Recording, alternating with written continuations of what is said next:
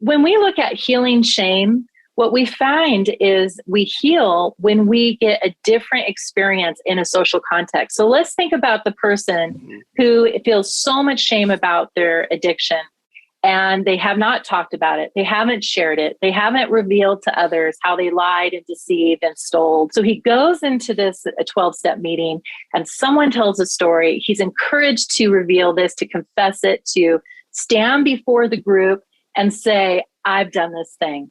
And then afterwards, people come up to him and hug him and say, thank you for sharing. I relate to that so much. I did the same shit too. And all of a sudden, your shame transforms. Bill Wilson, co-founder of Alcoholics Anonymous, wrote in 1952, "If we examine every disturbance we have, great or small, we will find at the root some unhealthy dependence and its consequent demand." Wilson suggested that if we could identify and continually surrender these unrealistic and unrealizable demands, that we may then be able to accomplish what he imagined to be the recovery's next frontier, something he called emotional sobriety. Flash forward 70 years and join psychotherapists and best-selling authors Tom Rutledge and Dr. Alan Berger, who have taken up the mantle of exploring Bill Wilson's new frontier. Welcome to Emotional Sobriety. Welcome to Emotional Sobriety, the podcast. This is Tom Rutledge, and Dr. Alan Berger today is, I don't know, he's probably sleeping, napping, whatever. He's not here today, but Patrick probably knows. Patrick, where is old Dr. Berger? He's probably fishing, or no, I actually just saw him in Palm Desert. I actually saw him in person after. Oh, that's right. You got to see him in person. Well, I'd like to introduce our guest today, the shame-busting psychologist, author and TEDx speaker, Dr. Shawn Horn, is kind enough to be joining us and, share how some of her work intersects with the work we do here on Emotional Sobriety. Hi, Dr. Shawn. Hi, thanks for having me. We're really glad you're here, and just in the short time that I've got to share some space with you on our Thursday night support meeting, it's been interesting and entertaining and educational. So I'm looking forward to having this conversation with you today. Oh, thank you so I've already much. noticed that we both, you like me, have cats running in the background. So that's good. I have cats and chickens and dogs and a house rabbit, actually. I have a friend who used to have a house rabbit. Had a real problem with chewing cords. He's not doing that. No, we try to watch it and we rabbit safe the house, but he's litter box trained and his name is Mister and he hops around. It's so cute. That's beautiful. We don't have chickens. We have ducks. We're a duck family. So. Yeah, I thought about getting ducks. This is part of what we're talking about too, is everybody's experience is personal. And one of the things that is so important about it in all of this work, of course, is being sure that we're not, that we're using our past experience, to enlighten us for what questions we might ask, for how we might help other people. But we do not want to make the assumption that everybody fits into certain categories. That challenge, and I say that as a recovering person, but it's like, that's just a challenge as a human being to really keep an eye on your assumptions. And so I'll try not to assume all chickens are assholes, because I've just had a few experiences with some asshole chickens. And all ducks may not be kind. So who knows? We'll find that out. But not all really glad you're here. Turkeys. All turkeys. I think that statement is true. All turkeys are turkeys. It's very good. See, I told you it was entertaining. I appreciate it. Patrick had shared with me, and I had not seen. I saw a clip of your TEDx talk about shame busting, and I just watched that just this morning, and really enjoyed everything you had to say about that. So, thank you. You jump in and tell us what you. When I went on that stage, people will say, what was that like? And I don't even remember. All I remember is standing up there and seeing the timer start and going yada, yada, yada, yada, yada. And then boom, it's done. And I'm like, thank you. And I walk That's off. right. That's right. Yeah, exactly. And then you go find somebody you trust and ask them, did I just ruin my career, or have I done something good, or something in between, Yeah. And you saw what I did in the beginning. I walked on the stage with toilet paper. And so a lot of people said, did you do that on purpose? And they were having arguments and discussions because some thought it was on purpose and some thought it wasn't. And it's like, yes, it definitely was on purpose. Right. And the first person in history to walk on a TEDx stage with toilet paper on my shoe. Well, it's good. It's good to single yourself out that way. It's good. But no, I thought it was a wonderful mechanism for getting started with that. It's just, how often do you hear from people that and you educate and work with that just how important your own vulnerability, your being comfortable with your own vulnerability is such a plus. And it's actually surprising to me how often I still will meet mental health professionals who don't get that, or don't have that. That they're not quite ready to do that with themselves. But man, it's like this. First of all, it's the easiest thing in the world to do once you get there, because then all you got to do is just be yourself. Yeah, and after that, it's like it's just it just makes everything easier. So Tom, I used to be a singing telegram performer when I was younger, and I dressed up like a giant raisin, and I'd walk in as Ronnie Rappin' Raisin and Nurse Noodle, and I would go into Costco and with my kazoo and my balloons and entertain the crowd. And I had no problem doing that. But there was one costume where I wasn't covered my face wasn't covered. I was just in a tuxedo. And that one, I felt the most embarrassment and performance anxiety, because I felt so seen. And it was interesting when I had that idea to go on the stage with toilet paper. I thought, oh, this is going to be great. And I thought it was really funny until I told some people, and they were like, oh gosh, don't do that. Why are you doing that? You can't, that's not dignified, blah, blah, blah. And when they started to say that to me, I started to get the shame response of like, oh my gosh, some will receive this well, some won't receive this well. And that actually was the one thing that I was most freaked out about, was walking on the stage like that, even though it was my idea. And I didn't feel that way until people started reacting to me negatively and cautioning me. Well, which is a perfect example of you're doing it right now, the vulnerability part, because you're the shame busting psychologist. You're there, but what you're talking about is the very personal, very specific way your shame gets triggered. It's like and part. There's all kinds of there's a different versions and different angles on shame, but that excessive self-doubt is certainly a part of that shame monster in our head that basically sometimes all it has to say after all these years with me is all it has to do is fold its arms and kind of look at me and like, it's sort of like the old thing of, is that what you're going to wear? Really? Really? Like, you're going to do that? It's like, we collapse into that. I love that story that basically, you were fine with that until you just gave a little bit too much space to that self-doubt that was and that's on, that's what we teach people all the time. That's on us. We have to figure out, that's not us, so that we can have a choice. Yes. Well, shame is a social emotion. So we can be just fine until the other shows us that disapproval. And then our natural shame response is activated. And so that's what I'm so passionate in helping people understand is that we have this automatic shame response that isn't based on our thought. It's not based on our history. It's not where you've been, who you are, what you've done. It is hardwired into our body, and it will react like a reflex given the right conditions. And it's there for our adaptive survival. Because if we get kicked out of our tribe, of our people, then we're not going to survive. So it is there to say, stop now. This is going to endanger you and others. And it plays a critical role in all of our emotional difficulties and our behavioral difficulties and our maladaptive coping skills. And it's at core of all of our emotional behavioral struggles. Right.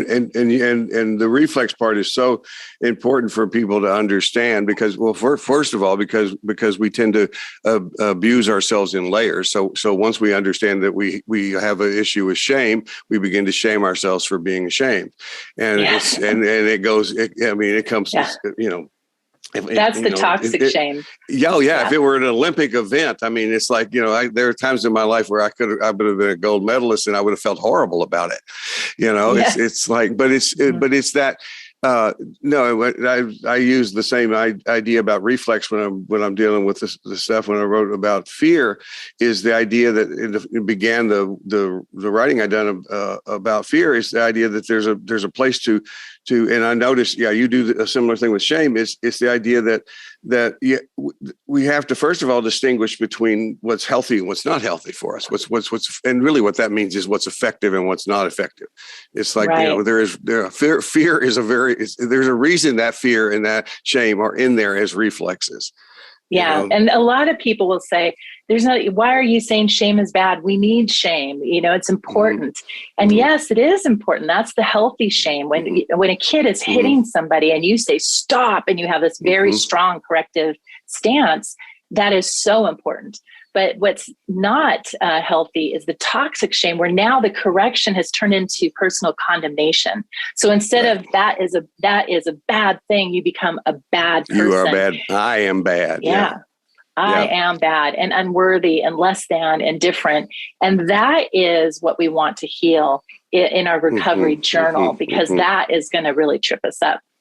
That's the part of your talk that resonated with me, I think, or one of the things that resonated was the problem with letting our mistakes become our whole identity and trying to distinguish, not letting them become our whole identity. And can you speak to that maybe? Yes, when we're talking about shame, we'll say healthy shame is when you make a mistake, you just made a mistake. You use that information to correct your behavior. But toxic shame is the message that when you made a mistake, you didn't just make a mistake. You are a mistake. You are fundamentally less than. And so that's when we go, see, guilt is an internal conviction. It's so different than shame. And people get those mixed up all the time. That is an internal conviction of, ooh, I shouldn't have done that. It's kind of in our hidden dialogue, right? But shame itself is an external correction. And then toxic shame is an external condemnation that then becomes a personal condemnation. Yeah. Well, one of the things I appreciate about what you do too is you take the time to be clear about language. It's just something that Alan and I have talked about quite a bit in this stuff is the idea that, because if we really sit down and look at just any group or collection of professional people helpers, it's like, there's really not a lot of difference in what we ultimately, if we're paying attention, we get to the same stuff, but we often have different language for it. And so, doing couples work through the years, one of the things I've recognized is I work with couples frequently where it's like, if you really listen to the content of what they're talking about, they may not even be disagreeing as much as they think they are. They are just using different language. And it's like, it's amazing how often we let those interpretations we have, those instant interpretations of what certain things mean. So I love the idea that you talk about what the difference of that you can interchange. Well, we own our own language. The idea is the glossary with working with me would be that I'm more likely to use the word guilt, there. But I think John Bradshaw talked about healthy shame. That it made a lot of sense, to that. And it's just so important to be able to. To understand what we mean by that. And but the idea, one of the things I was going to say is how many times have you worked with a client that basically, if you realize they're so shame-based from the very beginning that you realize and very often, sometimes there are situations they can go back to help find the origin of that. And many, though, will tell you that they feel like they were born bad. It's like it goes so, what do we know about that? Well, we know that it's very deep. I think it's pre-verbal, all of these things a lot of that I've learned from my wife, who's very good at being able to pick up on the pre-verbal stuff with clients. And it's so we have to travel back all the way to that very core of where they made decisions somewhere in their head that this, whether it was given to them directly or just through how they were treated. Right. Right. The shame response has been found at 15 months of age, where guilt isn't until you're 6 years of age, where you have complex thinking. So it is part of when you're trying to get them to have it, right? At 6, you're going like, no. Now you need to feel guilt. Think about this. Yeah. And so here you have the formation of the person and their sense of self and their sense of identity. And if you're getting this message constantly from the environment, either directly or indirectly, then that gets formed into our sense of self. And what many people don't know is that shame is actually a trauma response. So it functions just like PTSD, but in a social context.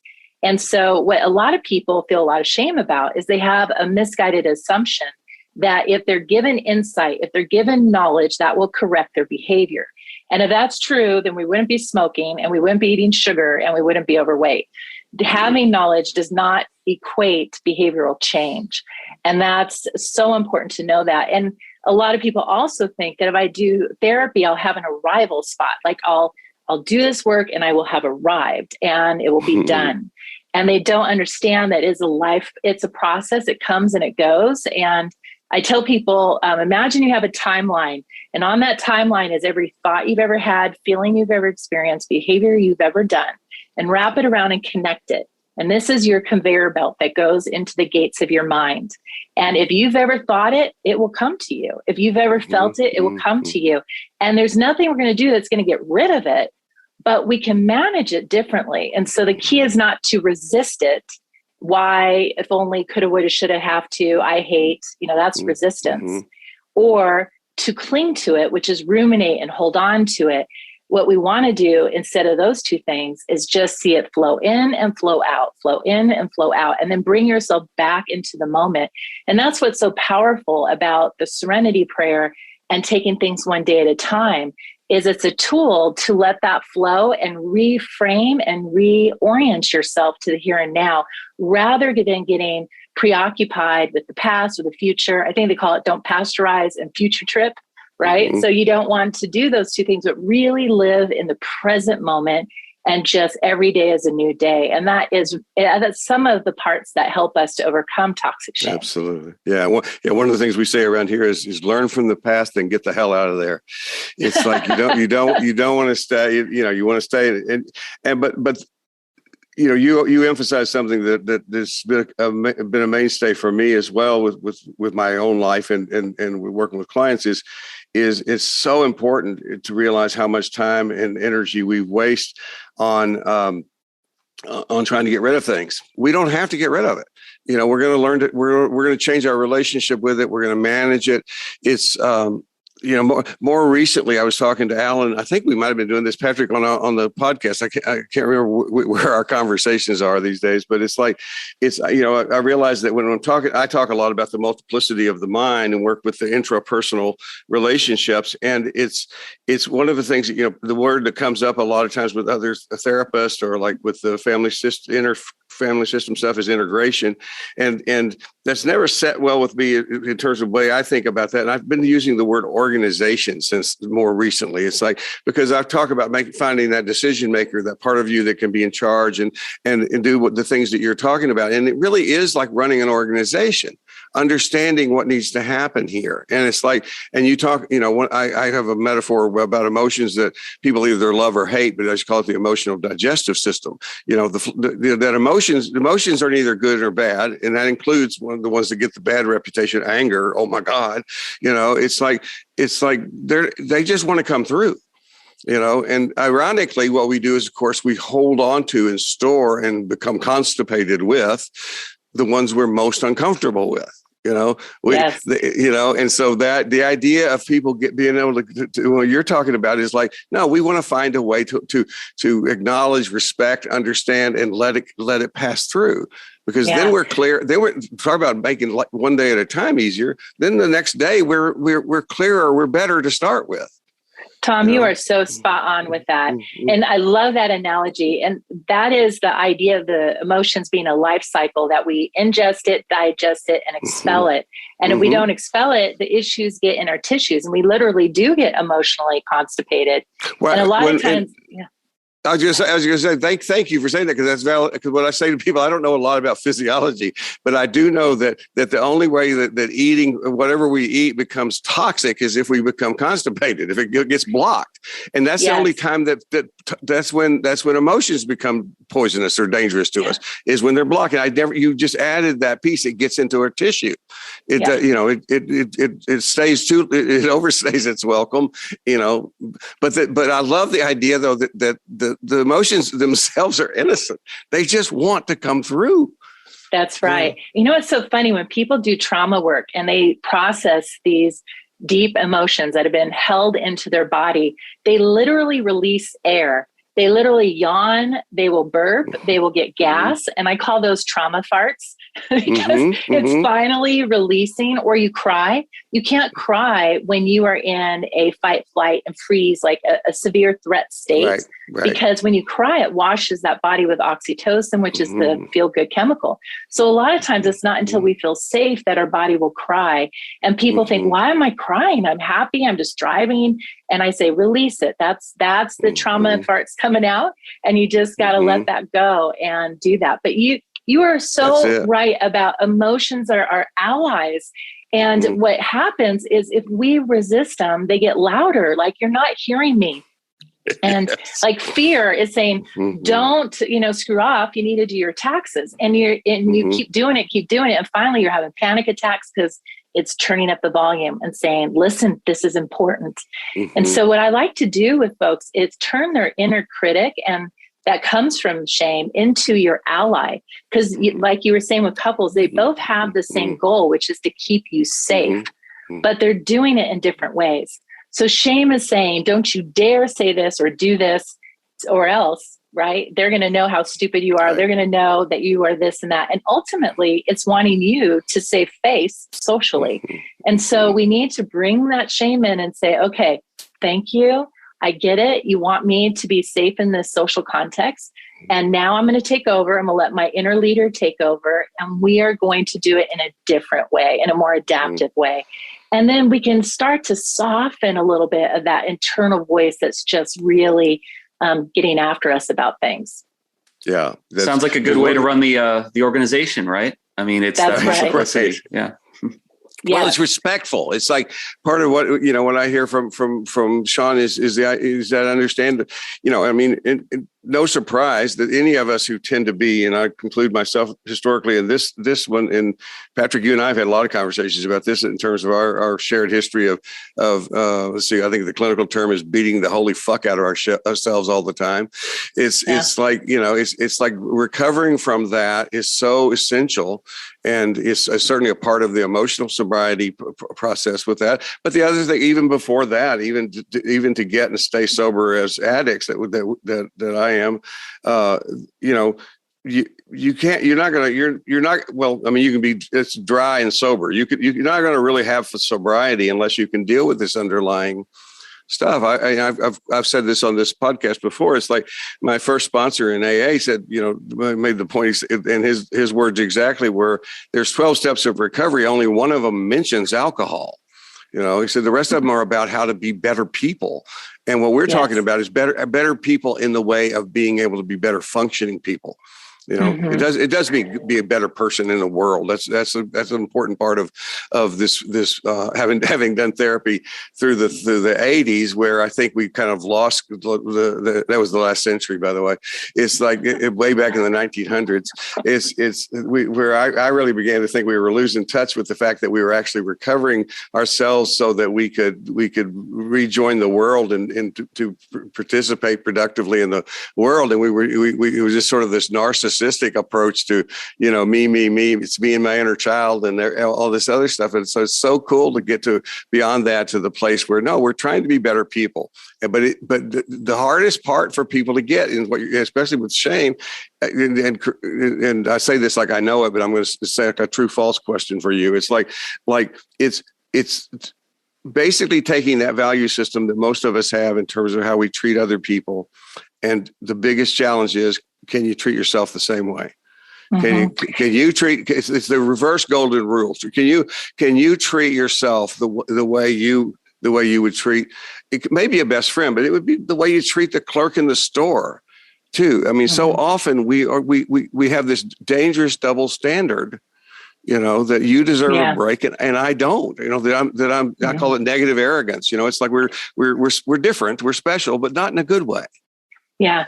This is something that I think blows a lot of people's minds, is that we think it's good news to say this shame does not belong to you. This inner critic, change it, learn to talk to yourself like you do a friend. But what we're doing is we are challenging their very defensive strategy for getting a sense of control to manage what they feel out of control with. So I feel out of control with people and circumstances. But I can control my self-hatred.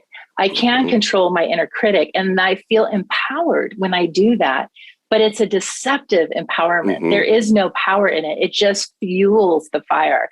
And so we have to help people release their investment into holding on to that self-bitterness and to get comfortable with the unknown and get comfortable with being out of control. Ultimately, serenity prayer in action. Well, I love the way you describe that, because one of the things about that is that it's one of my favorite things about therapy is getting to surprise people. It's like you were a singing telegram person. I long before I ever thought about being a therapist, I was a magician. I performed as a magician for years, and it's like, so and there's just any of us have been at entertainment, and then this, there's so much, there's a lot in common. There really is. And it's like, but the idea, because when you say the investment so if we just take that intrapersonal relationship, the investment in I can control this criticism, it's, and this goes to some of what Alan talks about with the differentiation.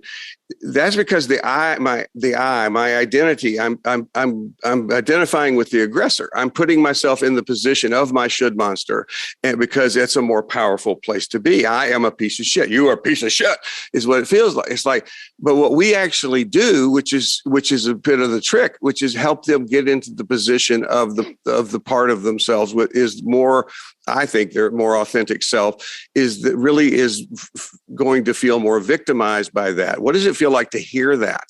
I put that should monster on the outside of them, as you probably do as well, so that they can feel the pain. Because the pain is the motivator. It's like, because when they put themselves, when I do workshops, I'll do those things quite literally in experiential exercises, and people will, they lose that power. They lose that sense of control, because they're now in there, and you can, different metaphor systems, but you can also say that's inner child work. It's like, now you're the innocent little person inside of you who's having to feel this. Now that's the motivation. That's who we're going to stand up for. Yeah. That's who we're going to fight back for. Yeah. And the pain's not going to kill you. It's overrated. But a lot of people, you've already the origin of it. You've already survived it. And when we talk about trauma, that's one of the most important pieces to give people. It's like, I can't stop it from hurting now. I can't stop the reflex, like you're saying, but it's like, I can keep reminding you, and I can teach you to remind yourself, is wherever it started, you already made it. You already went through the hard part. Now you're just doing recovery. That's the good news. Yeah.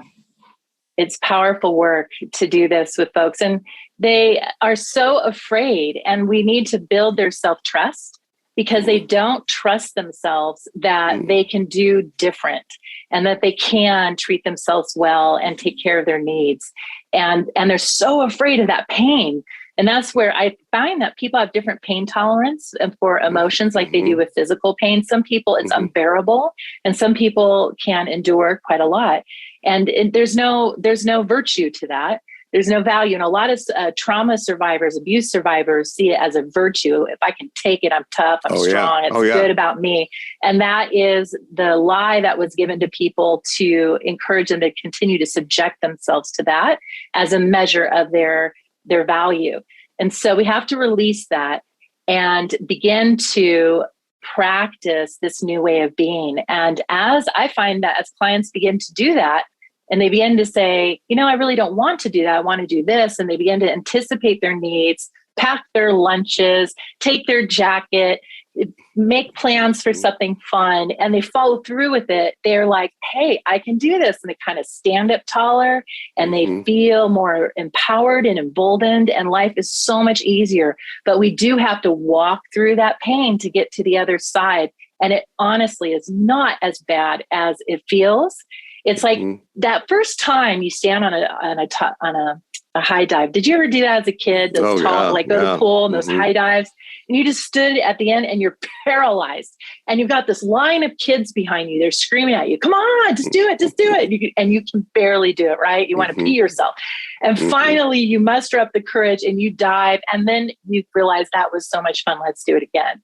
And so that's that. And you realize that once you're in the pool, you could pee yourself. It's okay. And there's no dye that's following you that people are going to see it. Exactly. But, I want to go back to something you said, though, about tolerance. It's like, because tolerance is something, too, that I think about, that we work with. We in the most basic, simplest form, I say we're working with two different tolerances. We're working with a way too high a tolerance for pain and for bullshit. And this can be interpersonal as well as intrapersonal. It's like we have too much of it in here, and those of us who have too much of a tolerance for mistreating ourselves, for that shame to be there. Obviously, we're vulnerable to we match up with the people who are going to do that. It's like. But the other tolerance is that we have to stretch is that I call it the pleasure tolerance, the tolerance for the good things. This is the thing where in one of my workshops, what I do is we do a negative self-talk aspect of the workshop earlier on, where you hear other people saying all these horrible things that you say to yourself. And that's hard. But a harder one for most people, at least early on, is the one where later we're going to say all these positive things. You're going to get the most positive things. And that's where you see, people have different responses, different tolerances, but it's like a lot of times people will do everything from sometimes they just melt into it, and that's painful, but healthy. But some people just shut down because it's, and if we're doing that, what I know I'm doing it too soon. It's like, this is too soon. I don't need to be pushing that. I don't need to make hearing nice things about yourself to be it's going to be an uncomfortable experience. I don't want it to be another abusive experience. Yeah. We want to stretch them, but not stress them. Right. Right. Yeah, and that's, damn it, Shawn, you're a wonderful human being. Go do Fuck it now. you if you don't understand that. That's right. People develop an aversion to the positive, just like we see with children who have been in orphanages and aren't touched. They end up getting an aversion to touch. And we know how important touch is. And so it's, how can this human being not like to be touched? That is a conditioned response. And one of the most important things for people to understand is that a therapeutic principle and a masterful life principle is, don't follow your feelings, guide your feelings. And feelings are not facts. It's information to attend to. And that's what you're saying. Feelings are neutral. Emotions are neutral. They're just information.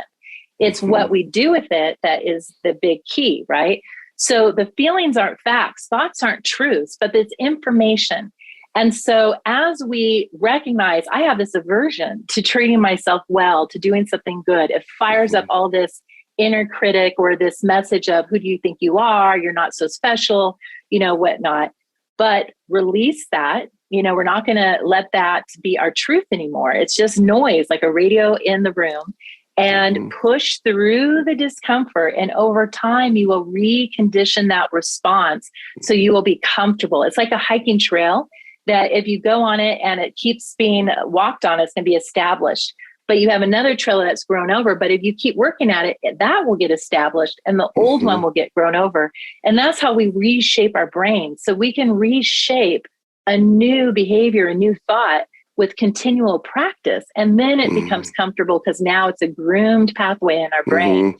And we can just go smoothly and know that it's okay to treat ourselves. And I love the fact that nowadays, whereas opposed to when I started in this business, where this really wasn't known, and nowadays with neurological research and understanding of the brain, we understand that literally we're doing that. We're actually blazing new trails, through these places. I always talk about Daniel Siegel and his work, and Dan is like he's somebody that I can listen to, and I love it because he helps me understand why therapy works. When he talks, he explains to me how the brain works and works. But I don't know about anybody else, but for me, he's so smart that. And I have a feeling, I haven't talked to you a long time, but I have a feeling you may fall into the same category where it's like, I can hear it, I can understand it, but then if I try to explain it to somebody else, I can't quite get it. It's a little bit like, I say, oh no, Dan made all this sense. And they say, what did he say? And you go like, just trust me. It was really good. But I love that blazing the trail, the thing, because that is it.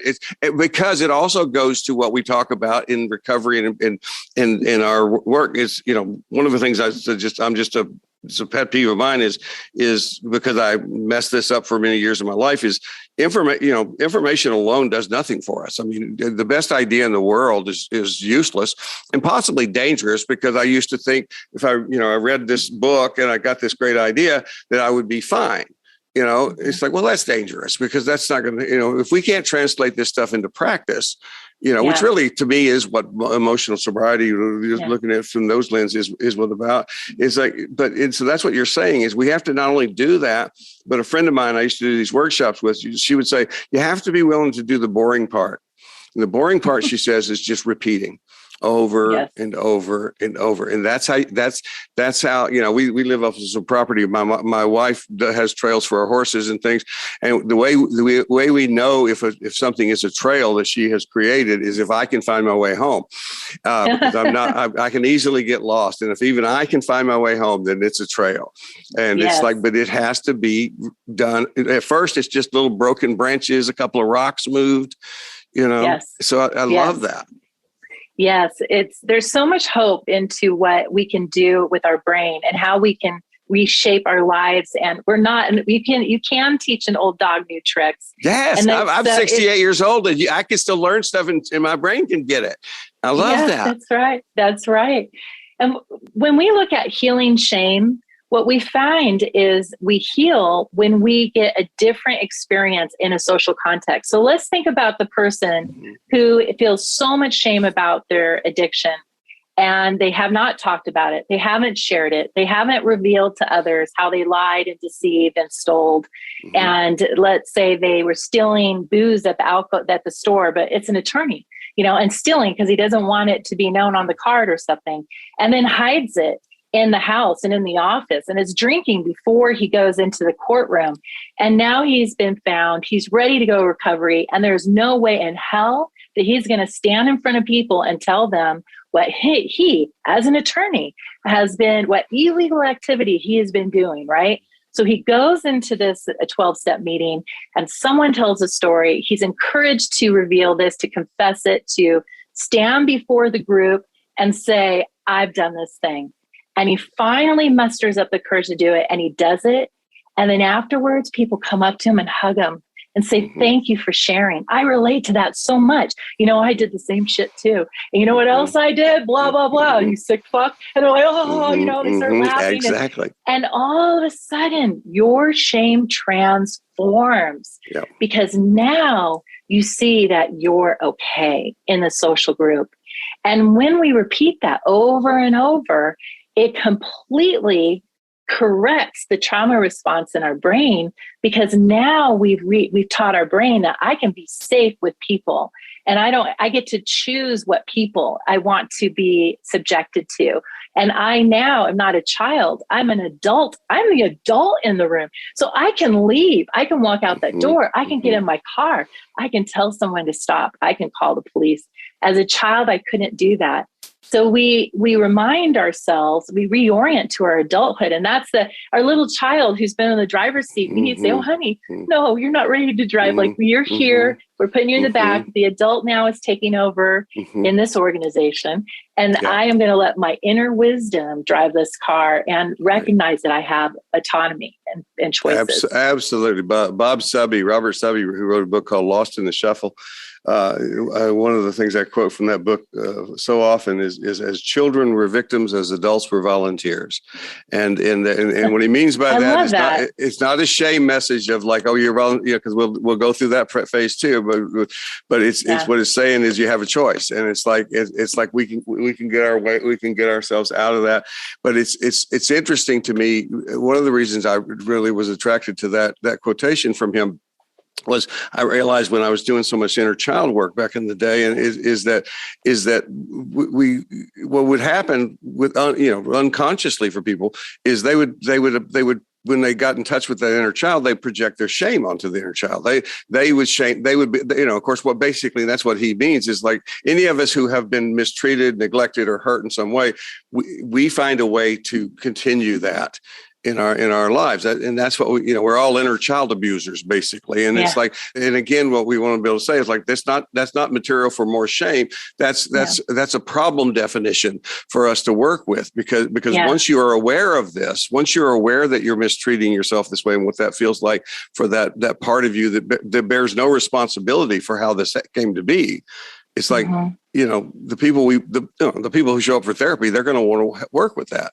There are people out there that basically, the people who, I often say the people who probably really need to be in therapy aren't there anyway. Because they don't show. They come in. They come in until we tell them something honestly that how dare you tell me the truth about myself, and then I'm gone. I'm out of here. Bye. And when we talking to someone who is abusing their inner child, as you say, we are addressing their adaptive strategy as a child. It was easier to survive the reality that I am bad than to say I am subjected to these adults who are not able to create a psychologically and physically safe home environment for me, that they don't love me. Yeah. There's still hope. There's still hope. If it's me, that's one of the things I learned early on. If it's me, if I'm that bad, then there's still hope that I could change and make things better. It's hope and grief over I really did have that situation. My parents really didn't love me the way I needed. And that sometimes is so aversive to people. They just don't want to go there. But that's that balance of opposites existing at the same time. You can be empowered and find freedom and experience grief at the same time. That's and great. So it's just express it and make peace with it. And then you can have that freedom and you can find compassion for their journey, for your journey, instead of continuing to resist.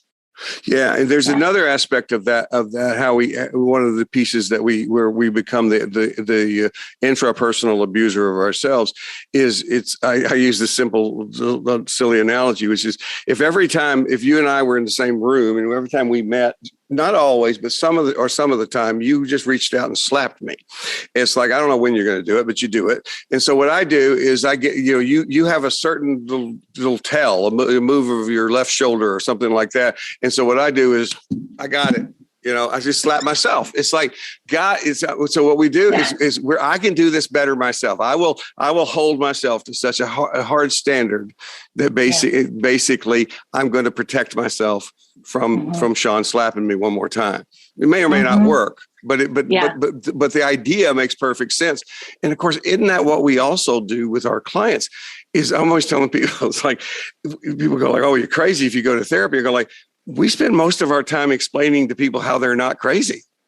That's right. It's like normalizing the human response. You make perfect sense. How would you be any other way once you understand what's happening here? Yeah. Yeah. And how amazing it is that you actually survive that way. Yeah. I know. Yeah. I always tell people the first thing when you first meet your inner child, first thing you need to say is thank you.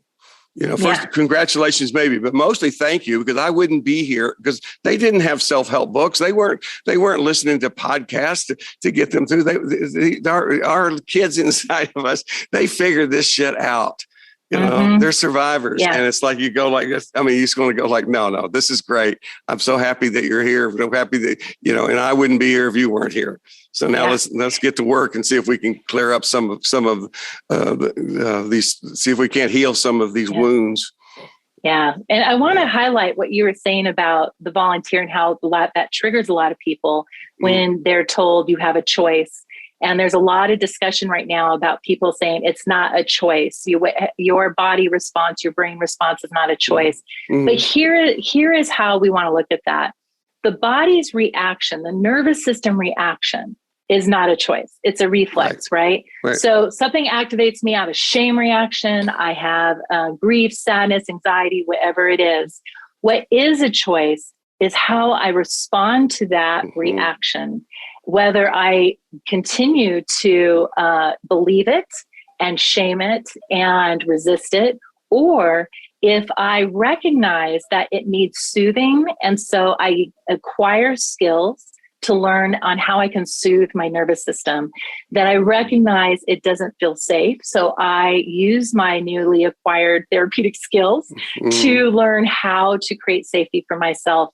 And so that's where we're using our modern evolved brain to direct what needs to happen in our internal forecast and our internal weather system, instead of just letting that internal weather system just take over without being equipped on how I'm going to get through that storm.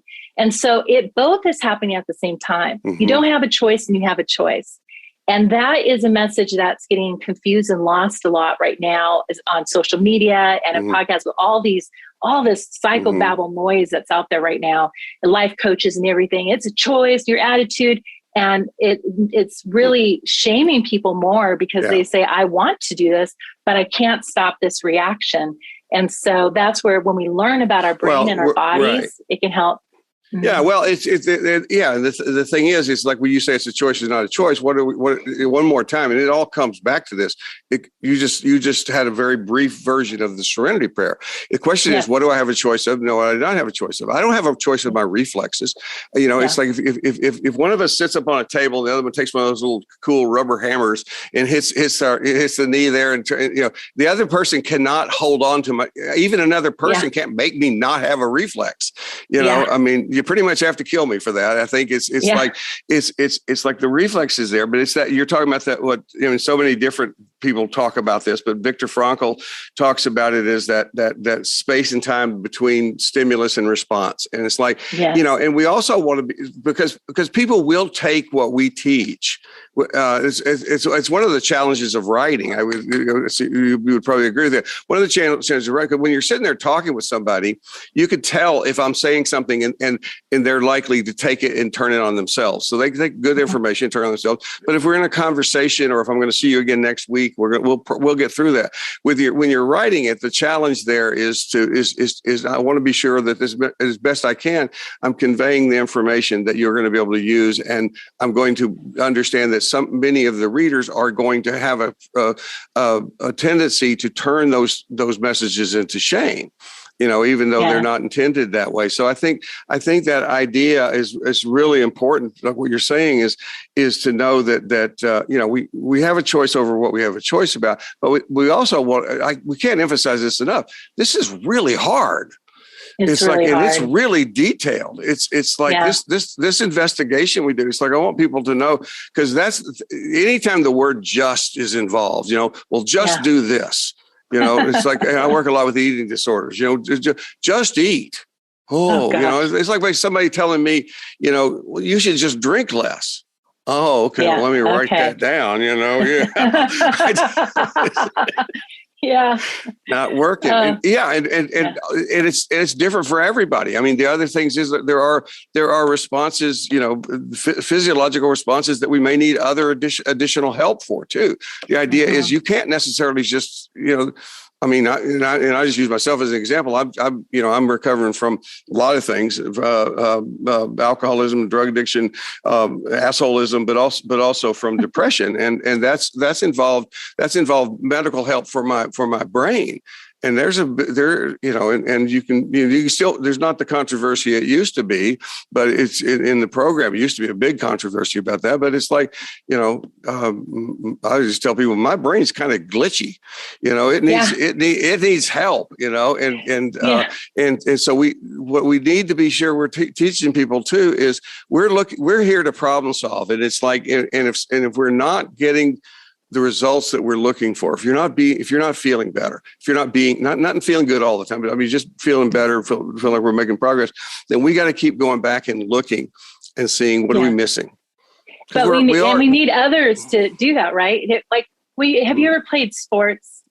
When you're like, I did basketball and volleyball, and and so when you're out there, right, and the coach teaches you something, and you go, and you can't see what your body is doing. You can't see that you're bending your elbow out funny, but the coach on the sidelines can see your mechanics. They have a perspective you don't have, and so often people say to me, "Oh, you probably know all this stuff," and I say, "Oh no, I get a get out of jail free card, because the closer I am, the less I know." Because the closer I am, I then enter the painting. And you can't see the painting when you're inside the painting. So I cannot have the perspective that someone on the outside can have. Now, with that said, as a child, we give the outside all the authority to define our reality. And what we do have is our inner wisdom and our intuition. And so the outside may give us some feedback that is not accurate and not ours to carry. But we can work on discerning that, who's safe, who's unsafe, what is helpful information, what's not helpful information. And hopefully our therapists and those that are mentors and wise counsel will be those safe people that can say, hey, here's something that I found helpful, and help us to apply it to ourselves. And so it's very hard to have that direct insight with personal reflection. Absolutely. And we need others to share that journey with. That's beautiful. I do this approach. I say, which one of us can describe my hand the best? I know that's so good. It's like, put your hand on your face. Yeah. It's just like, I can see it. I can see my hand. It's like if I want to know what's going on, it's like, and I love that idea and I love the analogy with the sports, or, we sometimes we'll use the old, if you're watching the films, if you're thinking about football or whatever, you're watching the films after the game, what are you going to see? And it's like, and it's like, and if you're the left tackle in the football game, it's like all you're doing at the moment is, and that's another thing that's a whole different subject, but it's like the idea that I think one of the things that we do that's unfair with ourselves is think we're supposed to understand everything that's going on while it's going on. It's like good insight almost always comes from hindsight. It's like, and it's like, there's part of that hypervigilance that basically I think that comes with shame and with fear and these things that basically says, I just need to have 360 degree awareness at all times.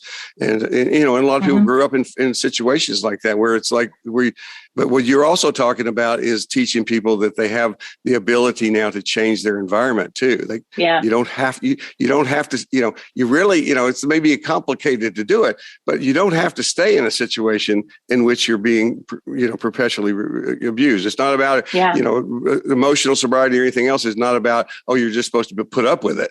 It's like, no, you can influence it. You can try to manage it. You can ask for what you need. But if the situation is a bad situation, you can get out. Yeah.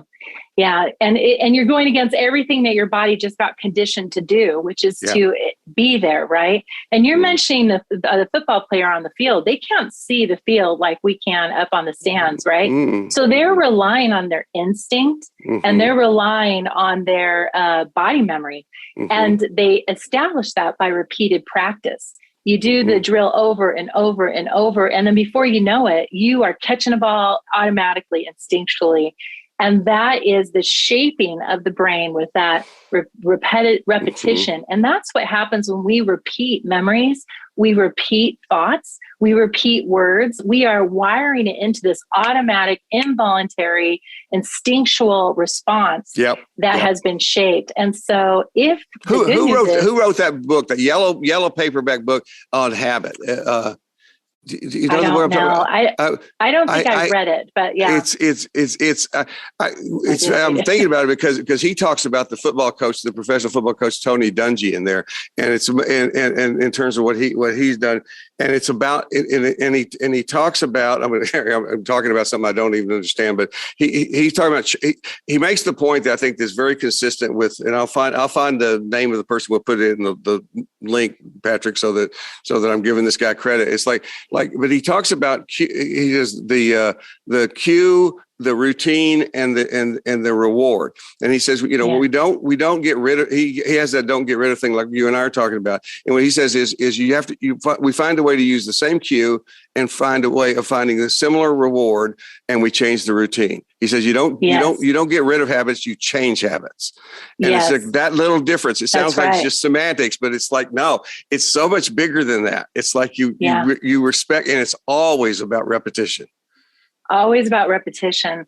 And that's what we need to practice: thinking different, speaking different, making sure our words and our thoughts are aligned. And it's going to feel uncomfortable. It's going to feel like you just put your left shoe on your right foot and your right shoe on your left foot. But you'll eventually get it to where it feels comfortable and natural. And that's the hope, is that we can change our instincts and our drives or create new ones that can override the old ones. And that piece of the discomfort is really important. It's, one of the things I learned a long time ago is that when, I teach this in my professional training workshops, when clients start to get what they're there for, where they start to really feel something, to make changes, they don't say this feels great. They say it feels weird. The word weird is what comes up over and over again. We sell a little T-shirt online that says "weird is good." Weird is not wrong all the time. And every time I tell people about that, weird is good. I mean, I've countless times people have looked at me and said, "Well, of course you think so." I'm going, "What is that?" But we do. But that's it. We have to have a tolerance for that because these are old coping mechanisms, whether it be addiction or eating disorder or beating the holy crap out of ourselves or whatever.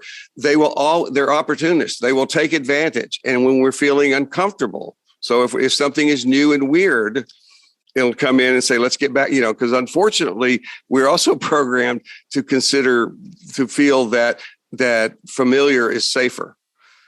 Mm-hmm. And we have to work with that. Because we are, if we're under the assumption that feelings are facts, then we think if it's comfortable, it's good.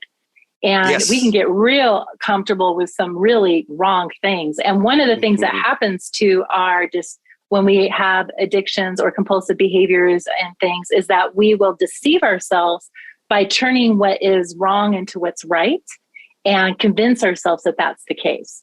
And so we have to change that and go back to reverse it. What wrong is not right. Mm-hmm. And now let's get that corrected. Oh, wow. Well, hey, Patrick, I knowing you've probably had many things that you wanted to say during this time. I realize I've been fascinated with Shawn, and I've just been going rapid fire here. What? I